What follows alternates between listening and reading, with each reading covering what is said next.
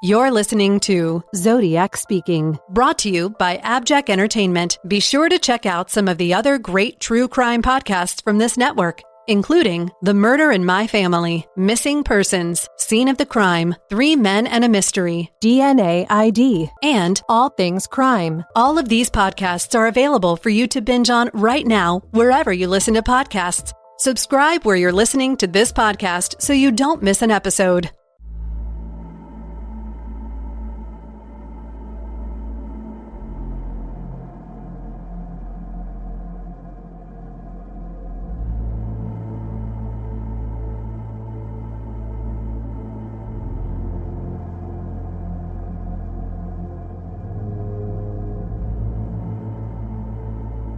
This is the Zodiac speaking. On April 11, 1971, the body of 18-year-old Kathy Billick was discovered in the Via Montavo woods in Saratoga. She had been brutally stabbed 17 times in the back and 32 times in her chest and stomach while she was out enjoying a day of birdwatching and reading a paperback book called The Gabriel Hounds. On April 29, 1971, Carl Francis Warner was arrested for the stabbing death of Kathy Billick, as well as the murders of Kathy Snoozy and Deborah Furlong, who were also stabbed innumerable times on August 3, 1969, in nearby San Jose.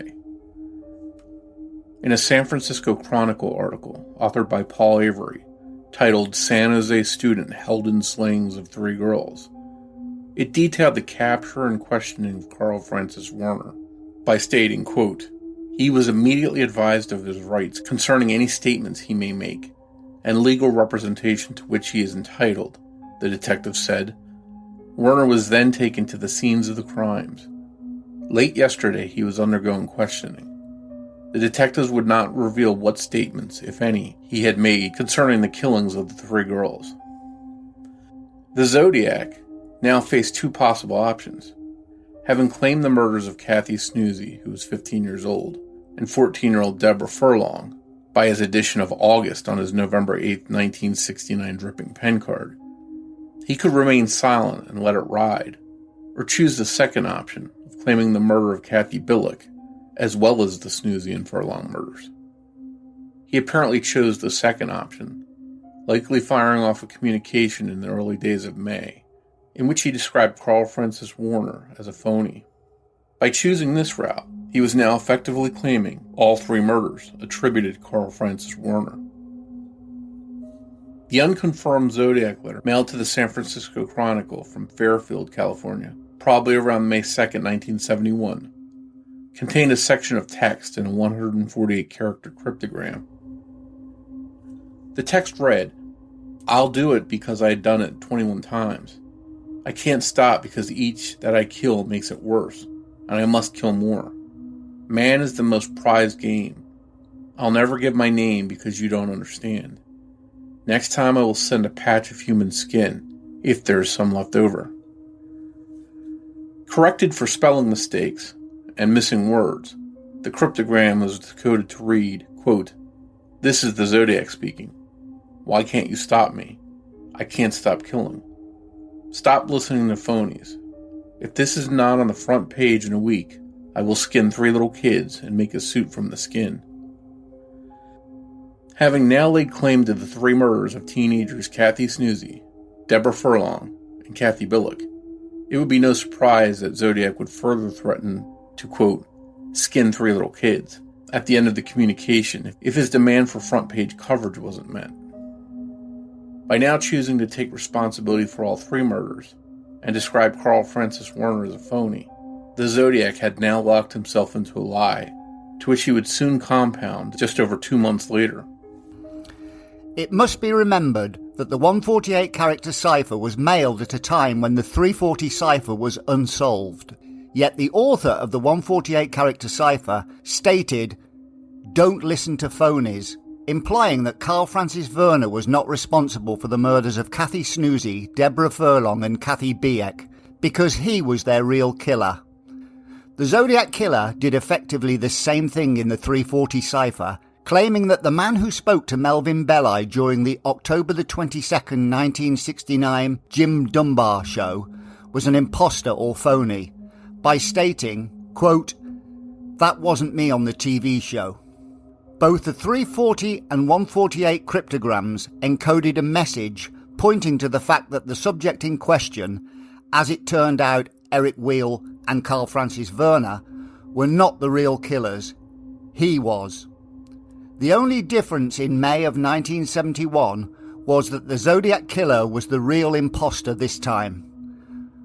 Another important feature binding the 340 and 148 character ciphers together is that both authors encoded a contemporary message pointing out frauds, with the belief that both codes would be solved relatively quickly. On July the 13th, 1971, the Zodiac killer would mail a postcard to the San Francisco Chronicle, dubbed the Monticello card. It was designed in similar fashion to the Pines card mailed on March the 22nd, 1971, containing pasted newspaper text. The postcard read, "Near Monticello, short victims 21. In the woods dies April." It contained the locations of two murder victims, that of Kathy Biek and Kathy Snoozy, with a retrospective victim count just like the Pines card. The Zodiac killer in the Pines card was claiming that he had sought victim 12, which was Donna Lass, while she lived and worked in San Francisco near the location of the Paul Stein murder on October the 11th, 1969.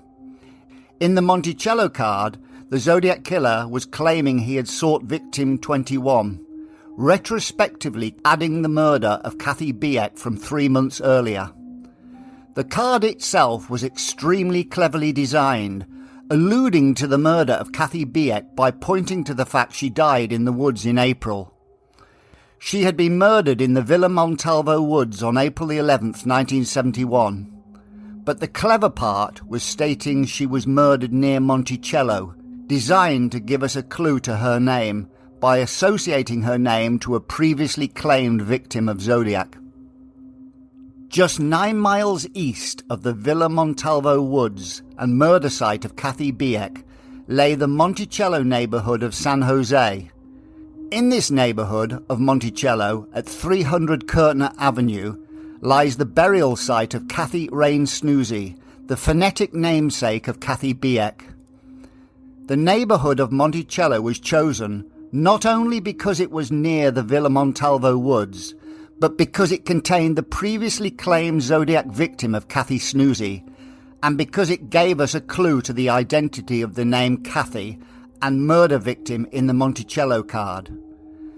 The Zodiac killer had probably done exactly the same thing in the Pines card, using directions to identify the name of Donna on March the 22nd, 1971. If the assertion was correct, when a previous podcast claimed that the punch hole in the top right corner of the Pines card identified the Donna Memorial State Park, then it should make you think again when the Monticello card identified the neighborhood of Monticello, where Kathy Snoozy was buried in the Oak Hill Memorial Park and Cemetery. 2 cryptic postcards, both containing a memorial for Donna and Kathy.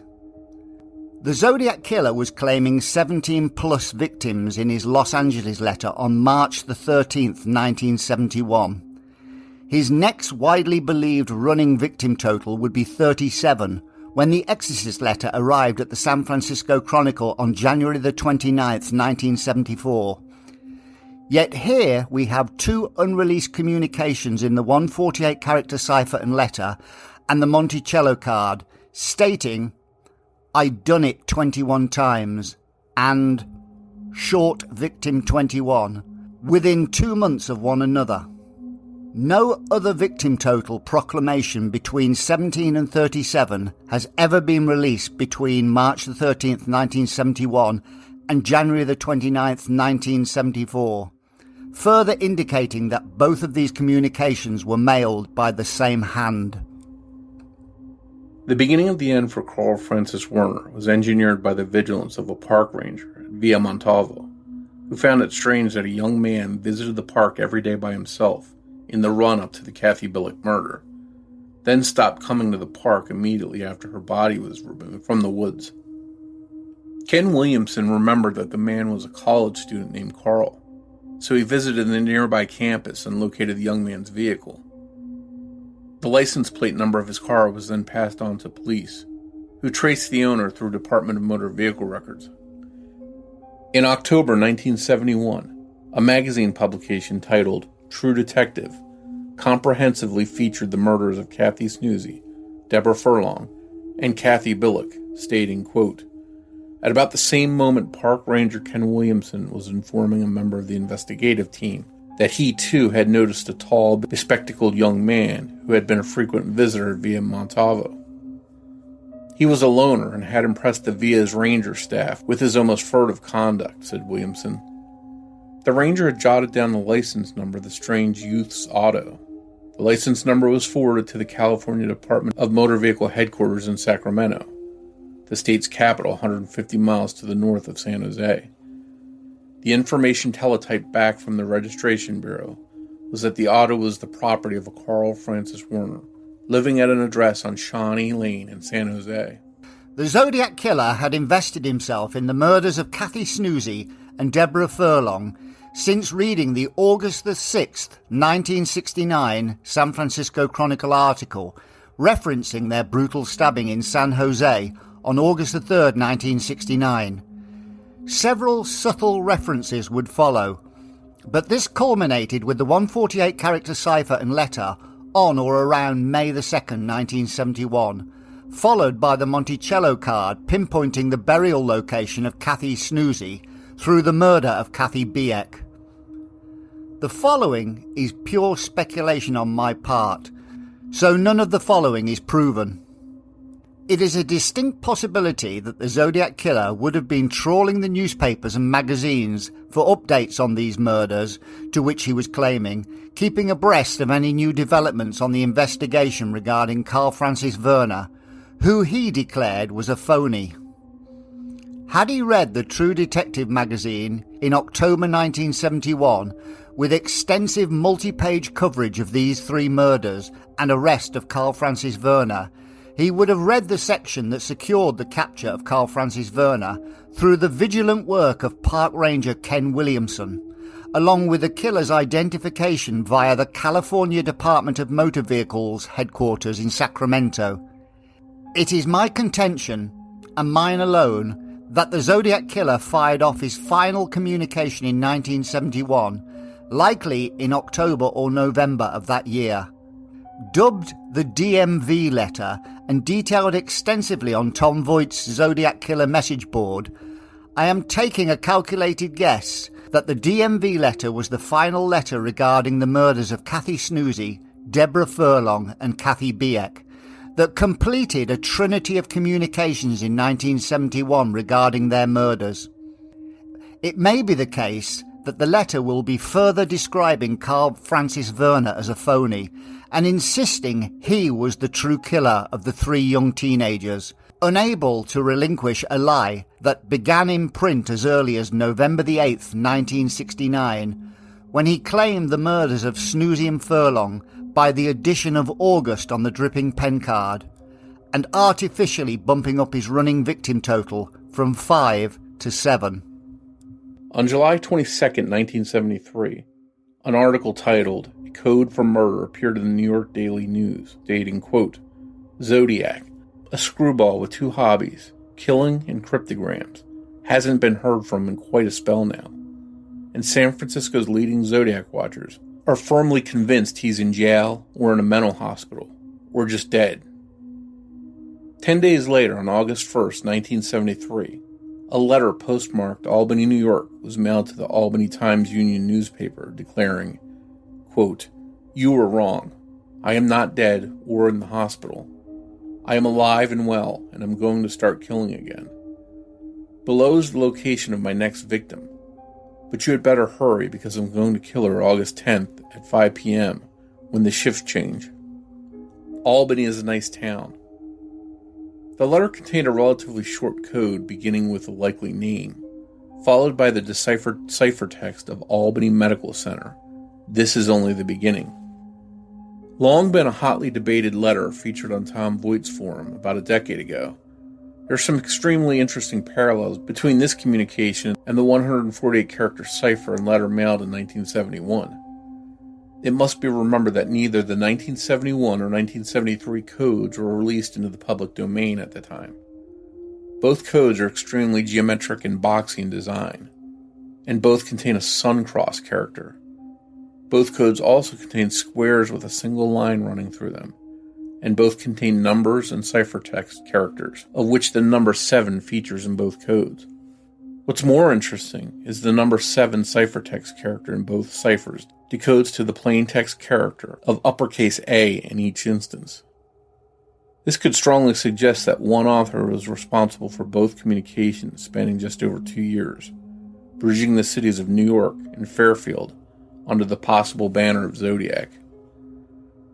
The Albany letter warned of a next victim, to be targeted at the Albany Medical Center, whereas the 148-character cipher and letter warned of a next time, if his demands weren't met.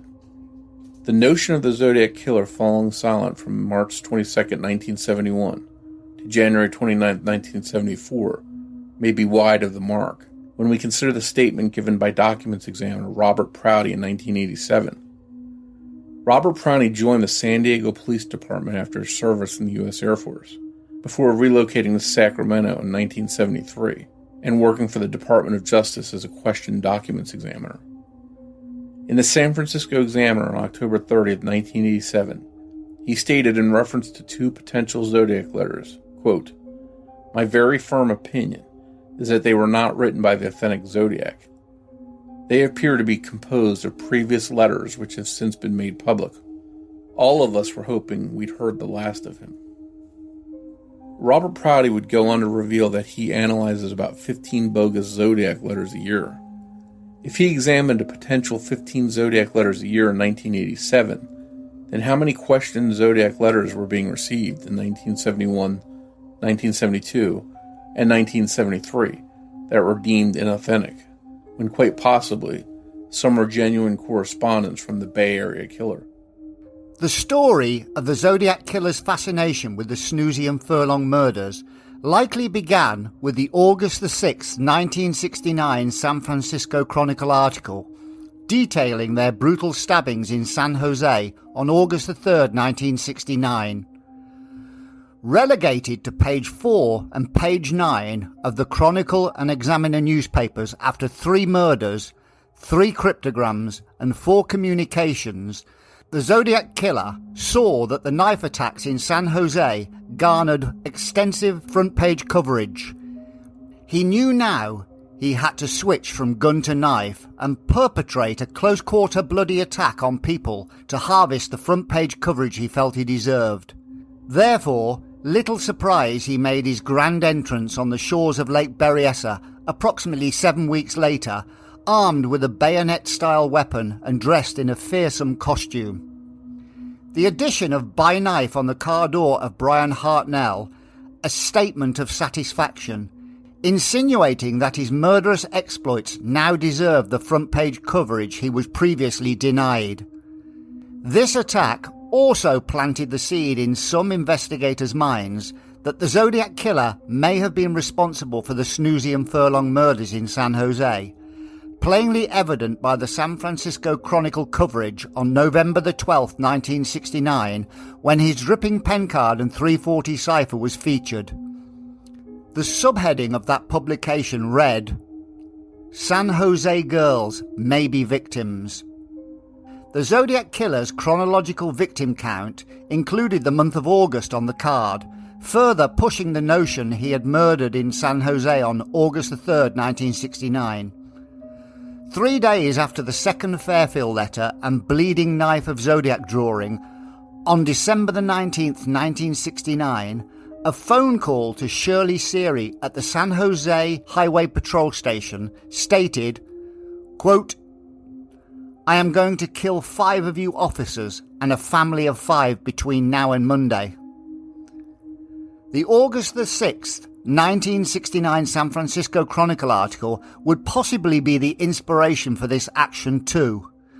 Within this article, it not only detailed the murders extensively, but covered the distressing phone calls received by the father of Deborah Furlong in the aftermath of his daughter's murder.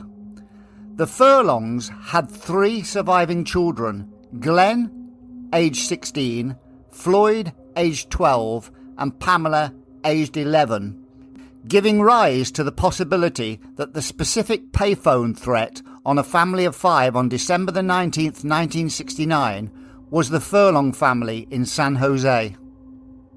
After a passing reference to the Snoozy and Furlong murders in the Halloween card, in which the Zodiac killer gave us a victim head count of 4-teen on the card inner, indicating that he had included the 4 teenagers into his running victim total of David Faraday, Betty Lou Jensen, Kathy Snoozy, and Deborah Furlong, the Zodiac killer then likely continued the theme of claiming these murders in the 148 character cipher and letter and the Monticello card in 1971, highlighting the gravesite of Kathy Snoozy in the neighbourhood of Monticello, in conjunction with the murder of Kathy Biek on April the 11th, 1971, by the addition of the phrase, "Near Monticello, short victims 21. In the woods dies April." The Zodiac killer's fascination with the 2 murders in San Jose spanned at least 2 years, extremely reluctant to relinquish his claim to them even when Carl Francis Werner was arrested and eventually convicted of the Snoozy and Furlong murders, as well as the recent murder of Kathy Biek in nearby Saratoga. So much so, he labelled Carl Francis Werner as a phony. The location of the burial site of Kathy Snoozy in the Monticello neighbourhood of San Jose could also be found in the August 6, 1969 San Francisco Chronicle article, tying the inspiration for the Berryessa attack, the December the 19th, 1969 payphone call, and the Monticello card back to one single newspaper article.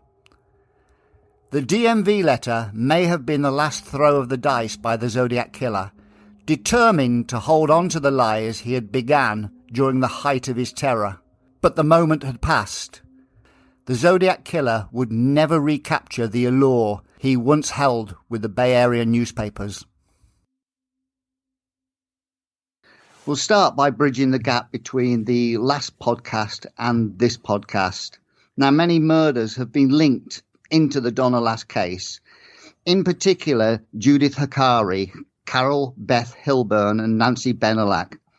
Rick and Gavin from Solve Crimes TV on YouTube did some excellent research and made a compelling case for a suspect in the Hilburn case. They also did extensive work on the Judith Hikari case, coming to the conclusion it was extremely unlikely the Zodiac killer had anything to do with these crimes. I agree with their conclusion. However, it's certainly plausible that when Zodiac created the Pines card, he left it particularly vague, so observers may make the connection from Donna Lass to Judith Hikari, who was buried alongside Ponderosa Way in Placer County and featured alongside Donna Lass in Paul Avery's September the 26th, 1970 Chronicle article. What is your take on these other crimes, Mike, dubbed the Nightingale murders by Jan Quasar? Yeah, I think that we're seeing a case where a lot of murders happened in that Bay Area, and Zodiac was such big news that people just naturally brought his name up, which is something I think he probably liked. He probably liked people thinking that he was responsible for all these different murders. But in reality, I think you hit the nail right on the head. I think there's no proof that Zodiac was involved. You see some of these cases that you mentioned, they don't fit the typical Zodiac crimes. And every Zodiac crime, maybe with the exception of Paul Stein, these are the couples that are attacked, and they're in out-of-the-way areas, secluded areas. And these Nightingale murders, as you called them, they just don't really fit that kind of profile. But it didn't stop people from mentioning them as possibly being related to Zodiac. And it wouldn't surprise me if he didn't want to take credit for them and let people think that he did kill those women. I think one of the main reasons why they connected Donna Lass with Judith Hikari was that they were both nurses and they were both abducted at the end of their shift. So considering the Albany letter and the end of shift threat, I believe that's probably why people have made this connection. Yeah, and if somehow, some way, these actually were connected to Zodiac, maybe that would tell us somehow that he works at a hospital or in the medical field, because you do have that theme sort of running with some of these victims that are, again, unconfirmed Zodiac victims, but there is a theme among those other victims. But as I always point out, there were some really bad people running around California in the 60s and 70s. There were a lot of serial killers and a lot of different people that were responsible for these murders, and so many of them got linked to Zodiac. Now, in the introduction, I mentioned a documents examiner called Robert Prouty. He analysed a total of about 15 potential Zodiac letters a year. He stated this in 1987 upon the arrival of the Cars Make Nice Weapons letter. However, this was 1987, so how many potential Zodiac letters, authentic or otherwise, were being received in 1971, 72 or 73? Even if this total was marginally higher, a possible 60-plus mailings could have been received during this period, a wealth of new material that could have shed so much extra light on the Zodiac story, now likely lost to time. We know of one in 1972 mailed to Ed Salmina in Novato with the threat of, if you leave your house past 3:13:47 on the next 10 Saturdays, you will be killed. Can you elaborate on this communication and the one link between this letter and the Oakland A's letter mailed in the June of 1970? Yeah, there's definitely a baseball theme there if you talk about that Ed Salmina letter, because he was a organizer, I think, of, I want to say, a Babe Ruth level, kids level baseball league. He was one of the higher ups in the league, and it makes me wonder if that threat is real and it's really from Zodiac. Did he have some kind of beef with Ed Salmina? Now, he was also an editor of the sports page there in his area. So we have that theme of an editor being contacted or being harassed by someone claiming to be Zodiac. So that's a theme that ties into the Zodiac's known correspondences writing to editors. But I almost wonder if there's some kind of personal beef here with Ed Salmina, and the person writing the letter, whether it's Zodiac or someone else, wants to scare him, wants him to feel uncomfortable, and is maybe trying to keep him in his house during the time these baseball games are going on, maybe on Saturdays. I never went to the trouble of going back and looking at the schedule for the baseball teams he was involved with to see if they were playing on Saturdays. But to me, it almost sounds like that's what they're doing. They're trying to keep him from going to these games and being a part of it there. But again, it's similar to the Oakland A's letter in the fact there's a baseball theme. And if Zodiac wrote that letter as well, then, maybe he has an interest in baseball or some kind of ties to baseball in some sort of way. If he had a personal beef with Ed Salmina and Gerald Taggart in the Oakland A's letter, this could give us an indication, as you suggested on one of the forums, of the age of the Zodiac killer. One thing, we talked a little bit about before in another episode was Dan Williams, for example, the teacher who was the victim of attempted poisoning. He was 24 years old during the time he got his letter. And Ed Salmina was in his mid-20s. I've recently been looking at a suspect that was the same age. They were all born in 1945, if memory serves me. So I sort of wonder if these people were targeted by someone that knew them, that was some sort of friend or foe of them that happened to maybe go to school with them or be the same, moving in the same circle, since they were all born in that same year. That sort of jumped out to me, and I haven't been able to find anything solid, but it's something that I think is worth looking at. We know that Ed Salmina died when he was fairly young. I think he was in his 50s. Do we know whether Gerald Taggart is still alive? Gerald Taggart is not alive. I forget when he passed away, but he's been dead some time. I don't think he was the same age. I think he was a different age, so that age thing wouldn't apply to him. But I know his wife is still alive and well, and I think she's still in the Solano County area. We'll move on to feature Dave Aranchak a little bit here. What I would like to see is Dave Aranchak, who was instrumental in cracking the 340 cipher, examine the beginning and the end of Zodiac's 38-character cryptogram mailed on December the 7th, 1969, and give us the likelihood of this author accidentally identifying the four-letter word of iron and the word death before the period 19 shift was implemented, and the seemingly deliberate action of splitting up the final 8 characters of the 340 cipher, including the Zodiac-looking word on the bottom line, into the word death. We also have a running theme between the 340 and 148 character ciphers in contemporary form, notwithstanding the fact we have 3 cryptograms or codes all mailed from Fairfield spanning 2 years. Also, what are the chances of the similarities between the 148 character cipher and the Albany code? These may not be 100% proof, but shouldn't we be leaning towards the weight of the evidence to guide us rather than requiring 100% proof that does not exist in much of the Zodiac story after 53 years? I would like Dave to analyse these connections and tell us what is more likely as opposed to what is certainly true. Yeah, there's definitely some interesting little clues that sort of pop up with those ciphers. And one of the things I think you mentioned there was the steel or mention of iron, that kind of thing. And one of the letters written by Zodiac, he said he was crack proof. So is he throwing some kind of clue that his name is Steel, or that maybe he works with steel, or he's some kind of welder? You never know what Zodiac was thinking. So you have to wonder if there's some kind of clue in his writings, and that's what he was doing with some of those ciphers. And then, again, a lot of the Fairfield letters were sort of dismissed as hoaxes. But what's interesting is if you go look at the FBI analysis on those letters, they basically say that the Zodiac cannot be ruled out as the author of those letters. To me, that's a far cry from this is a hoax. But a lot of people have put it up there, this is a hoax, and that's it, let's move on. And that's not what the FBI is saying at all. They have some skilled people there, and they say, based on what we see, we can't eliminate the Zodiac as being the author of these letters. And to me, I think it was clearly a hoax. They would be able to say this was not the Zodiac.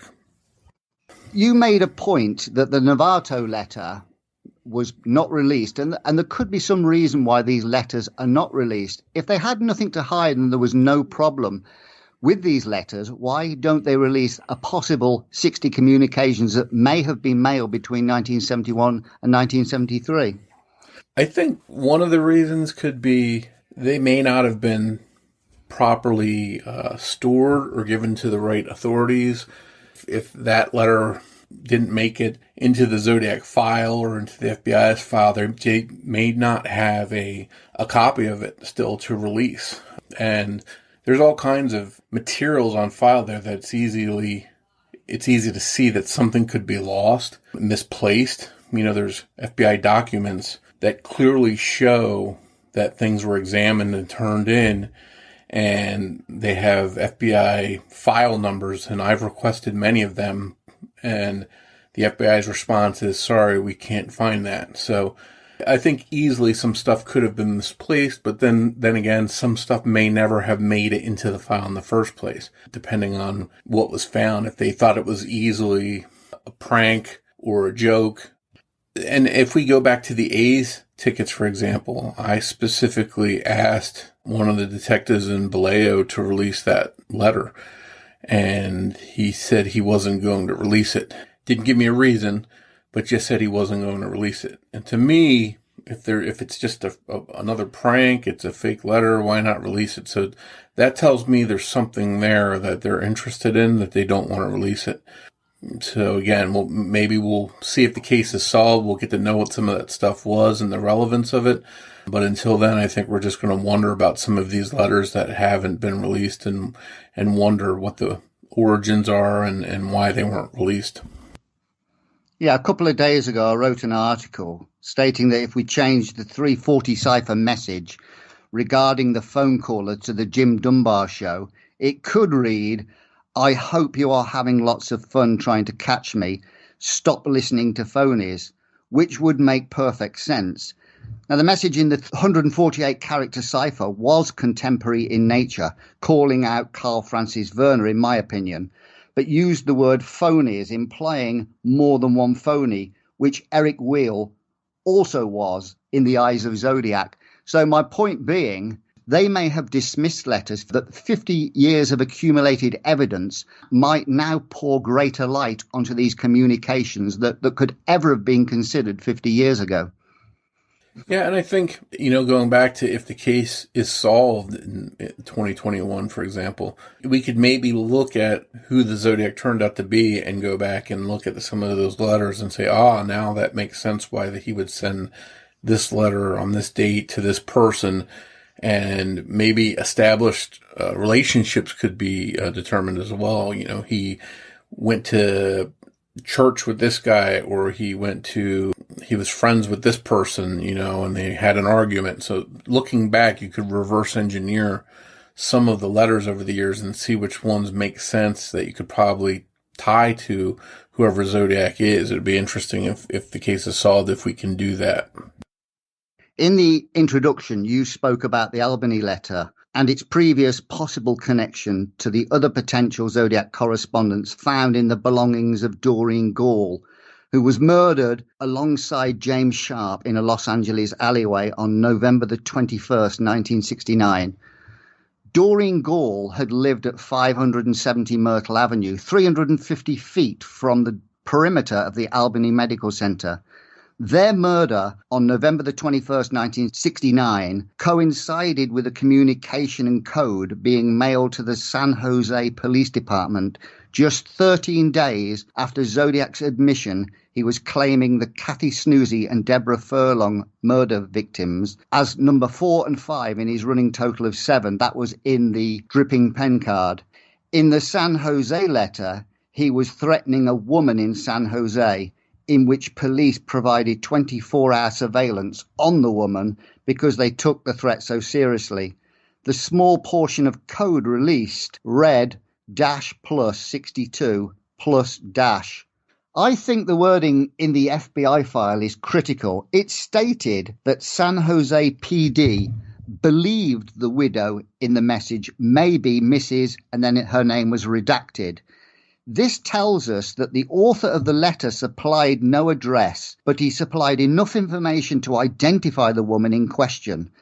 I have a strong suspicion that the woman in question was plucked from the newspapers by the author, who was continuing his running theme of interjecting himself into the Snoozy and Furlong murders, hence why the letter was mailed to San Jose again. I would like somebody on your forum who has access to newspapers.com to have a look for any relevant newspaper stories on these murders that mention a woman supplying information or eyewitness testimony regarding the murder of the 2 young teenagers in San Jose, particularly during the month of November up to the 21st of that month. Any help would be greatly appreciated. Or, Mike, we could do an FOIA request for an unredacted version of this FBI file. I think that is something that would be really cool. I'm a fan of getting to see some of these letters that are redacted or unreleased in the Zodiac case, whether they're real legitimate letters or not, or they're sent in by some kind of person seeking attention. I find them all interesting. But obviously the FBI has only released so many of them. And, years ago, I sent them so many different FOIA request. I was able to get several that released that had not been released previously. And eventually, one of my requests, they basically sent me a letter that said, stop contacting us. Here's everything we have. We don't have anything else, it's funny because it's like a scene out of the movie Shawshank Redemption. In the movie, the guy keeps writing to the state trying to get library books for the library, and then finally they just send them a check and a whole bunch of books and say, here, you got your wish, stop contacting us now. That's basically what happened with me regarding some of the requests that I sent, because there's so many different documents mentioning letters, threats, things like that. But it's been years since I tried. So maybe some that were lost are now found, or other ones they didn't have in their system before are now in their system. So I think it might be worth sending out some more requests, trying to get my hands on any of these letters, because they're cool to see and to talk about and to debate whether they could be real or legitimate Zodiac letters, and if there's any clues there that we can find. Well, Alex Lewis managed to secure the name of Xenophon Anthony, and it just so happened that the guy had died just recently before he made that request. Because if we make a request for this to find out the name of the woman, if she's still alive, they clearly won't release the redacted information, will they? Well, you would think not, but I think sometimes when there's a name there, I think it could be a case of the name slipping through the crack and then just accidentally not redacting it. You know, I did receive a document from them with a name on it of someone that was alive. So I think every once in a while they just don't put that extra black mark across the name because there's someone sitting there looking through it and having to mark all these pages when they send them to you. So I wonder if they just don't slip through once in a while. But I definitely think they would not purposely send out information about a living person. For one, it could put them in harm's way, technically, and it's an invasion of their privacy, maybe. So, but I think it's safe to say that for the most part, people that were being threatened 50 years ago, if they were, 30, 40 years old, there's a good chance by now they've passed away. So maybe releasing some of those letters with the names, it wouldn't be any kind of harm. And it will go a long way to proving my contention that this woman is somehow connected to the Snoozy Furlong murders, which will either prove me right or wrong one way or the other. Well, that's what's good about these letters. Sometimes it allows for extra research, investigation tools. You can sort of debate whether something matches a theory, matches a suspect, that kind of thing. So I don't think there's a harm in releasing these types of things. And I think it just adds for more things that we could talk about in the Zodiac community. Right. To lead us into the next podcast, let us examine the final known potential Zodiac activity before the mailing of the Exorcist letter on January the 29th, 1974. It is often believed that the Exorcist letter was inspired by a Paul Avery article on January the 11th, 1974, entitled Weird Goings On at the Movies. However, on the same day as the San Francisco Chronicle article, somebody claiming to be the Zodiac killer rang some newspaper outlets and the police, saying he had killed a woman and placed her body in a Daly City church. No body was found. If we can believe the Exorcist review, based on a film examining the fight of the Catholic Church against evil, inspired the Exorcist letter, could it have inspired the malicious phone calls involving the church as well? I think that's something that certainly could be the case. On the other hand, The Exorcist, I think, was also just a wildly crazy movie that was getting a lot of attention and a lot of talk about it. And I think maybe the Zodiac said, hey, I can capitalize on this discussion about the Exorcist and get some of that attention.